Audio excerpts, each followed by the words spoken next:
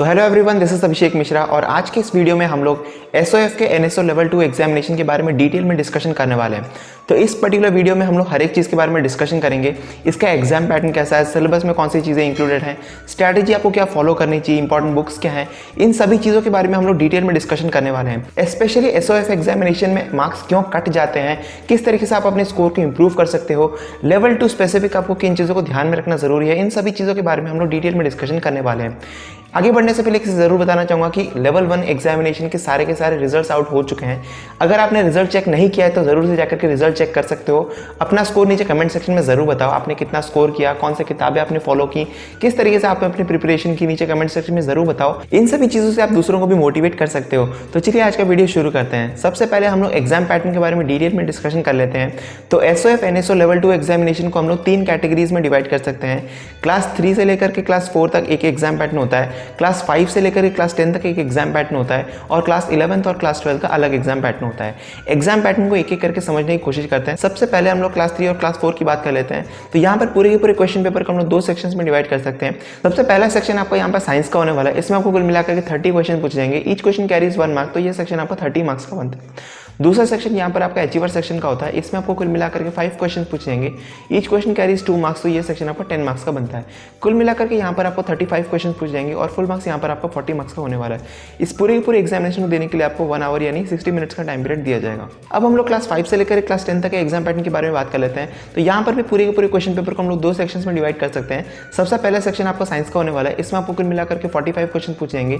Each question carries 1 mark, तो ये section आपका 45 मार्क्स का बनता है। दूसरा सेक्शन यहाँ पर आपका अचीवर सेक्शन का होता है। इसमें आपको कुल मिलाकर के 5 क्वेश्चन पूछ जाएंगे। ईच क्वेश्चन कैरीज 3 मार्क्स, तो ये सेक्शन आपको 15 मार्क्स का बनता है। कुल मिलाकर के यहाँ पर आपको 50 क्वेश्चन पूछ जाएंगे और फुल मार्क्स यहाँ पर आपका 60 मार्क्स का होने वाला है। इस पूरे एग्जामिनेशन को देने के लिए आपको 60 मिनट्स यानी 1 आवर का टाइम पीरियड दिया जाएगा। अब हम लोग क्लास 11th एंड क्लास 12 की बात कर लेते हैं। तो यहाँ पर पूरे के पूरे क्वेश्चन पेपर को हम लोग 3 सेक्शंस में डिवाइड कर सकते हैं। सबसे पहला सेक्शन यहाँ पर आपका फिजिक्स और केमिस्ट्री का होने वाला है। इसमें आपको कुल मिलाकर के 25 क्वेश्चन पूछेंगे। ईच क्वेश्चन कैरीज 1 मार्क, तो ये सेक्शन आपको 25 मार्क्स का बनता है। दूसरा सेक्शन यहाँ पर आपका अचीवर सेक्शन का होता है। इसमें आपको कुल मिलाकर के 5 क्वेश्चन पूछेंगे। ईच क्वेश्चन कैरीज 3 मार्क्स, तो ये सेक्शन आपका 15 मार्क्स का बनता है। थर्ड सेक्शन यहाँ पर आपका मैथमेटिक्स और बायोलॉजी, आप दोनों में से कोई भी ले सकते हो। इसमें आपको कुल मिलाकर के 20 क्वेश्चन पूछे जाते हैं। ईच क्वेश्चन कैरीज 1 मार्क, तो ये सेक्शन आपको 20 मार्क्स का बनता है। कुल मिलाकर के यहाँ पर आपको 50 क्वेश्चन पूछे जाएंगे और फुल मार्क्स यहाँ पर आपका 60 मार्क्स का होने वाला है। इस पूरे क्वेश्चन पेपर को सॉल्व करने के लिए भी आपको 60 मिनट्स यानी 1 आवर का टाइम पीरियड दिया जाएगा। होपफुली आपको एग्जाम पैटर्न अच्छे तरीके से समझ में आ गया होगा। एग्जाम पैटर्न समझना बहुत ही ज़्यादा ज़रूरी है क्योंकि इसी के ऊपर हम लोग अपनी स्ट्रैटेजी बना सकते हैं। अगर हम लोग सिलेबस के बारे में बात करें तो यहाँ पर पूरे के पूरे सिलेबस आपके एनसीईआरटी टेक्स्ट बुक से ही रिलेटेड है। अगर आपको अभी तक सिलेबस नहीं पता है तो एनसीईआरटी टेक्स्ट बुक खोलो, आप जिस भी क्लास के हो, आपके एनसीईआरटी बुक्स में जितने भी चैप्टर्स इंक्लूडेड हैं वो सारे के सारे आपके एग्जामिनेशन में आने वाले हैं। अगर अभी तक आपने अपना सिलेबस कंप्लीट नहीं किया है तो प्लीज़ अच्छे तरीके से सिलेबस सबसे पहले कंप्लीट करो और उसके बाद आप रिवीजन के ऊपर जा सकते हो, तभी जाकर के फिर एग्जामिनेशन की तैयारी आप कर सकते हो। तो अब हम लोग सबसे इंपॉर्टेंट चीज़ के बारे में डिस्कशन करते हैं, एग्जामिनेशन की आपकी स्ट्रैटेजी क्या होनी चाहिए। लेवल 2 में आपको किन चीज़ों को ध्यान में रखना ज़रूरी है। जैसे कि मैंने आपको अभी शुरुआत से ही बताया था, एग्जामिनेशन में बिना सिलेबस कंप्लीट किए आप नहीं जा सकते हो। आधा अधूरा कंप्लीट करके जाओगे एग्जामिनेशन में अच्छा परफॉर्म नहीं कर सकते। इस चीज़ को ध्यान में रखते हुए फर्स्ट स्टेप आपका जाना चाहिए आपका सिलेबस कंप्लीट करना। सिलेबस आप किस तरीके से कंप्लीट करते हो और यहाँ पर सबसे इंपॉर्टेंट सवाल आता है कि इन किताबों को आपको फॉलो करना चाहिए। इंपॉर्टेंट बुक्स की बात करें, सबसे पहला और सबसे मोस्ट इंपॉर्टेंट किताब और सबसे इंपॉर्टेंट है एनसीईआरटी टेक्स्ट बुक। आप जिस किसी क्लास के भी हो अपने एनसीईआरटी टेक्स्ट बुक को अच्छे तरीके से कंप्लीट करो। अगर आप स्टेट बोर्ड के भी हो फिर भी मैं रिकमेंड करना चाहूँगा एनसीईआरटी टेक्स्ट बुक सबसे पहले ज़रूर फॉलो करो। एनसीईआरटी टेक्स्ट बुक आपके बेसिक कॉन्सेप्ट्स को क्लियर करने में काफ़ी ज़्यादा हेल्प करने वाला है। यहाँ पर सबसे इंपॉर्टेंट चीज़ है कि साइंस में कई बार घुमा कर के क्वेश्चन पूछे जाते हैं, ट्रिकी क्वेश्चन बनाने की कोशिश की जाती है। अगर आपके बेसिक्स अच्छे तरीके से क्लियर होंगे तो आपको बिल्कुल भी दिक्कत नहीं आने वाली। और बेसिक के लिए सबसे इंपॉर्टेंट है आपके NCERT text book. Second important है आप प्रदीप की किताबों पर जा सकते हो या फिर एस चांद की किताबों पर जा सकते हो। अगर आप क्लास 10 से नीचे हो इन दिनों में से कोई भी किताब फॉलो कर सकते हो। ये दोनों की दोनों किताबें बहुत ही अच्छी हैं। अगर आप क्लास 11th और क्लास 12 के हो तो आपके लिए दूसरी किताबें अवेलेबल होती हैं, जैसे कि आपके एस एल अरोरा की किताबें आ जाती हैं या फिर पीएसएन की किताबें आ जाती हैं। ये सारी की सारी किताबें बहुत ज़्यादा हेल्पफुल होती हैं जो आप डिफरेंट एग्जामिनेशन पे भी हेल्प करेंगी। अगर आप क्लास 11th और क्लास 12 के स्टूडेंट हो और दूसरे एग्जामिनेशन को भी फोकस कर रहे हो तो आपको दोनों के दोनों तैयारी एक साथ करनी ज़रूरी है। इसलिए स्पेशली ओलंपियाड एग्जामिनेशन के लिए आपको किताबें करने की ज़रूरत नहीं है। आप जेईई मेंस या फिर नीट के एग्जामिनेशन की तैयारी कर रहे हो तो उनके लिए तैयारी करते हुए आप साइमल्टेनियसली ओलंपियाड की भी तैयारी कर लोगे। अब हम लोग इंपॉर्टेंट बात करते हैं एमटीजी की वर्कबुक। मोस्ट इंपॉर्टेंट किताब है। लेवल 1 के टाइम पर अगर आपने एमटीजी की वर्कबुक को कंप्लीट नहीं किया था, अब आपके पास टाइम है, अच्छे तरीके से उसको कंप्लीट करो। एमटीजी की वर्कबुक को लाइन बाय लाइन सॉल्व करना जरूरी है, चैप्टर वाइज सॉल्व करना जरूरी है, क्योंकि वहाँ पर आपको लेवल का एग्जामिनेशन का लेवल समझ में आ जाएगा, किस टाइप के क्वेश्चंस पूछे जाते हैं अच्छे तरीके से आपको समझ में आ जाएगा। वहाँ पर आपको प्रीवियस ईयर क्वेश्चन पेपर भी मिल जाएगा।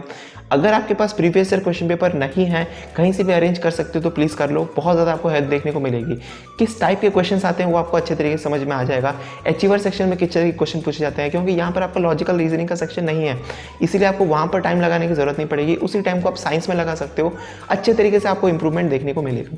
प्रीवियस ईयर क्वेश्चन पेपर अगर आपके पास अवेलेबल नहीं है तो नीचे डिस्क्रिप्शन बॉक्स में आपको एक लिंक दिया हुआ है, वहां पर भी आपको एनएसओ के क्वेश्चन पेपर अच्छे तरीके से देखने को मिलेंगे। उन सभी चीज़ों को फॉलो करते हुए अच्छे तरीके से आप अपनी तैयारी कर सकते हो, एग्जामिनेशन लेवल को अच्छे तरीके से समझ सकते हो। एग्जामिनेशन में स्ट्रैटेजी की बात करें, मैंने मैथमेटिक्स ओलंपियाड के एग्जामिनेशन की स्ट्रैटेजी के टाइम पर भी बताया था, यहाँ पर कोई भी नेगेटिव मार्किंग नहीं है, इसीलिए एग्जामिनेशन में कोई भी क्वेश्चन आपसे छूटना नहीं चाहिए। यहाँ पर ज़्यादा इंपॉर्टेंस यहाँ पर आपका अचीवर सेक्शन का होता है, कहीं पर 2 मार्क का बनता है, कहीं पर 3 मार्क का बनता है।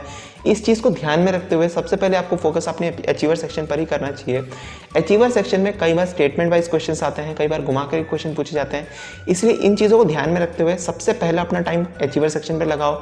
जितना टाइम लगता है 10 मिनट 15 मिनट के अंदर अच्छे तरीके से उस सेक्शन को कंप्लीट करो। जितना क्वेश्चन आपसे बन सकता है, जो कुछ भी आप कर सकते हो, अचीवर सेक्शन को अच्छे तरीके से कंप्लीट करो। उसके बाद आप मेन सेक्शन पे जा सकते हो, वहां पर आपको अच्छा खासा कॉन्फिडेंस बूस्ट देखने को मिलेगा, क्योंकि आपने कम टाइम में ज़्यादा स्कोर अच्छे तरीके से कर लिया। अब हम लोग सबसे इंपॉर्टेंट चीज़ की बात करते हैं कि कई बार हम लोग क्या करते हैं, साइंस को बाइफर्केट करना ज़रूरी होता है। फिजिक्स, केमिस्ट्री और बायोलॉजी में अगर आप साइंस के सब्जेक्ट को डिवाइड कर लेते हो तो आपको अच्छा खासा रिजल्ट देखने को मिलेगा, क्योंकि हमारी तैयारी भी अकॉर्डिंगली हो जाती है। मैं आपको एग्जांपल के साथ समझाने की कोशिश करता हूँ। केमिस्ट्री और बायोलॉजी 2 ऐसे सब्जेक्ट हैं जहाँ पर आपको कॉन्सेप्चुअल क्वेश्चन पूछे जाते हैं, थ्योरेटिकल क्वेश्चन ज़्यादा पूछे जाते हैं। थ्योरेटिकल क्वेश्चन में सबसे इंपॉर्टेंट होता है कि आप किस तरीके से रोट लर्निंग करते हो, याद किस तरीके से करते हो, फैक्चुअल इन्फॉर्मेशन आप किस तरीके से प्रोसेस करते हो। कॉन्सेप्चुअल क्लैरिटी के साथ ही साथ फैक्चुअल इन्फॉर्मेशन को कंबाइन करते हुए आपको तैयारी करनी जरूरी है। इसके लिए सबसे इंपॉर्टेंट है आपके नोट्स। अगर आपने अभी तक नोट्स नहीं बनाए हैं, आपको बहुत ज़्यादा दिक्कत आ जाएगी, इसीलिए नोट्स बनाना ज़रूरी है। अगर आपके पास नोट अवेलेबल नहीं है, एसचांद की किताबों को फॉलो कर सकते हो या फिर प्रदीप की किताबें, वहाँ पर भी सिस्टमैटिकली सारी चीज़ें होती हैं, डेफिनेशन गिवन होता है, बोल्ड सेंटेंसेस होता है, डिफरेंसेस आपको देखने को मिल जाएंगे। यहाँ पर सारी की सारी चीज़ें आपको नोट वाइज बनाई हुई अच्छे तरीके से मिल जाएंगी। केमिस्ट्री और बायोलॉजी, इन दोनों ही सब्जेक्ट को आप थ्योरेटिकल सब्जेक्ट लेते हुए अच्छे तरीके से सिस्टमैटिकली रिवाइज करते हुए पढ़ना जरूरी है। अगर हम लोग फिजिक्स की बात करें, फिजिक्स में आपको 2 टाइप के क्वेश्चन देखने को मिलते हैं, एक आपके न्यूमेरिकल होते हैं, एक आपके थ्योरी बेस्ड क्वेश्चंस होते हैं। ज़्यादातर बच्चे थ्योरी के पीछे भागने की जगह पर न्यूमेरिकल के पीछे भागना शुरू करते हैं। बार बार हमेशा मैं समझाने की कोशिश करता हूँ, न्यूमेरिकल सॉल्व करने के लिए आपका बेसिक कॉन्सेप्ट क्लियर होना जरूरी है, इसीलिए न्यूमेरिकल के पीछे कम भागो, थ्योरी ज़्यादा क्लियर होना आपका जरूरी है। फॉर्मूलाज किस तरीके से बनाए गए हैं उनको नोट डाउन करो। अगर आपने एक बार फॉर्मूला लिस्ट बना लिया, किस तरीके से कौन से चैप्टर से किस तरीके से फॉर्मूला बनाए गए हैं, अगर आप फॉर्मूला लिस्ट एक बार बना लेते हो, आपके क्वेश्चंस अच्छे तरीके से बन जाएंगे, ज़्यादा डिफिकल्टी नहीं आएगी। उसके बाद आता है practice. Theory as well as numerical दोनों की अच्छी खासी प्रैक्टिस होनी जरूरी है। अगर आपने एक बार प्रैक्टिस कर लिया है, आप कहाँ से प्रैक्टिस कर सकते हो, एनसीईआरटी उठाओ, एमटीजी की वर्कबुक उठाओ, या फिर एसचांद या फिर प्रदीप, इन तीनों ही किताबों को कंबाइन करते हुए आप theory as well as numerical, क्योंकि यहाँ पर आपको दोनों टाइप के क्वेश्चन अच्छे तरीके से मिल जाएंगे। इन दोनों ही टाइप के क्वेश्चंस को इन किताबों से आप अच्छे तरीके से प्रैक्टिस कर सकते हो। होपफुली मैंने आपको फिजिक्स, केमिस्ट्री और बायोलॉजी तीनों को अच्छे तरीके से कवर करने का अच्छा खासा टेक्निक आपको बता दिया है। मैं फिर से एक चीज़ को जरूर रिपीट करना चाहूँगा कि यहाँ पर कोई भी नेगेटिव मार्किंग नहीं है, इसीलिए लास्ट में आपको कितने भी क्वेश्चन छूट जाएं तो उनको छोड़ना नहीं है, कुछ भी मार्क करके आपको जरूर आना है। अगर आप अटेम्प्ट करके आओगे, कम से कम आपका स्कोर करने का यहाँ पर पॉसिबिलिटी बनता है, इसलिए कोई भी क्वेश्चन आपसे गलती से भी छूटना नहीं चाहिए। अगर आप मैथमेटिक्स ओलंपियाड एग्जामिनेशन की भी तैयारी कर रहे हो तो इस वीडियो को जाकर के जरूर देख सकते हो। मैंने वहाँ पर आपको डिटेल में समझाया हुआ है किस तरीके से आपको प्रिपरेशन करना है, एग्जाम पैटर्न कैसा है, किन चीज़ों को आपको फॉलो करना जरूरी है। होपफुली आपके सारे के सारे डाउट जरूर क्लियर हो गए होंगे।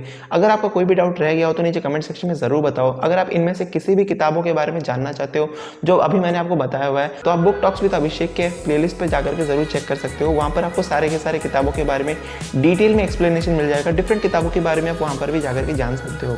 तब तक भी चलते हैं। See have a good day and bye.